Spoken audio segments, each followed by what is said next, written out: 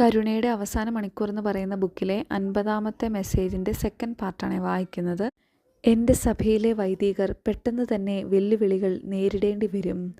അതിൻ്റെ അർത്ഥം അവർക്കെൻ്റെ വചനം ഉയർത്തിപ്പിടിക്കാൻ വളരെയേറെ ക്ലേശിക്കേണ്ടി വരും എന്നാണ്. എൻ്റെ വചനത്തിൻ്റെ കാവൽക്കാരെന്ന നിലയിൽ അവർ എന്നോട് വിശ്വസ്തരായി തുടരാൻ വേണ്ടി ഒരുങ്ങണം. അങ്ങനെ ചെയ്തില്ലെങ്കിൽ നാരകീയ സിദ്ധാന്തങ്ങളെ ആശ്ലേഷിച്ചതിന് അവർ കുറ്റക്കാരാകും. അപ്പോൾ അവർ എൻ്റെ പിതാവിൻ്റെ ക്രോധമെന്നാൽ എന്താണെന്ന് നേരിട്ടനുഭവിക്കും. എല്ലാവരും എന്നോട് കരുണ യാചിക്കണം എന്ന കാര്യം ഓർക്കുക. മനുഷ്യവംശത്തിൻ്റെ നാശത്തിനായി നടത്തപ്പെടുന്ന എല്ലാ കാര്യങ്ങളെ ഓർത്തും എൻ്റെ കരുണ യാചിക്കണം. ഈ സമയത്ത് അതികഠിനമായി സഹിക്കേണ്ടി വരുന്ന കത്തോലിക്ക സഭയിലെ പൗരോഹിത്യത്തെ ഓർത്ത് ഞാനും എൻ്റെ അമ്മയും സങ്കടക്കണ്ണീർ പൊഴിക്കുന്നു. എൻ്റെ ഈ വിശുദ്ധരായ ശുശ്രൂഷകർ ദിശ നഷ്ടപ്പെട്ട് അലഞ്ഞു തിരിയുകയും തടസ്സങ്ങളിൽപ്പെട്ട് ഉഴലുകയും ചെയ്യുന്നു. എന്നോട് കൂറു പുലർത്തുമ്പോൾ അവർ മറ്റുള്ളവരുടെ പാപങ്ങൾ ഹേതുവായി പീഡിപ്പിക്കപ്പെടുകയും പാർശ്വവൽക്കരിക്കപ്പെടുകയും ചെയ്യുന്നു. ഫ്രീമേസൺ സംഘങ്ങൾ മൂലമുണ്ടാകുന്ന ഭിന്നതകൾ ബോധപൂർവം സൃഷ്ടിച്ചെടുക്കുന്നവയാണ്.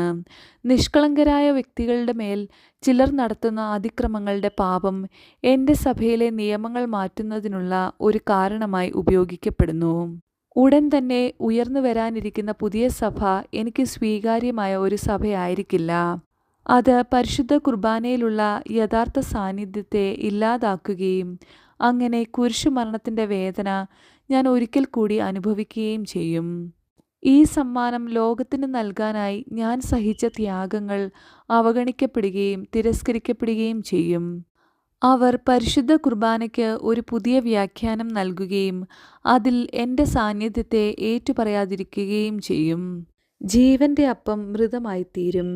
എൻ്റെ യഥാർത്ഥ ശരീരവും രക്തവും കൊണ്ട് ദൈവമക്കൾക്ക് പോഷണം ലഭിക്കാതെയാകും. എൻ്റെ സാന്നിധ്യവും എന്നെ സ്വീകരിക്കുന്നവരുടെ മേൽ ഞാൻ ചൊരിയുന്ന കൃപകളും ലഭിക്കായ്കയാൽ അവരുടെ ആത്മാക്കൾ ശൂന്യവും ഊഷരവുമായിത്തീരും. എൻ്റെ ദിവ്യകാരുണ്യത്തിന് പ്രതിരോധം തീർക്കേണ്ടത് വൈദികരുടെ കടമയായിരുന്നുവല്ലോ.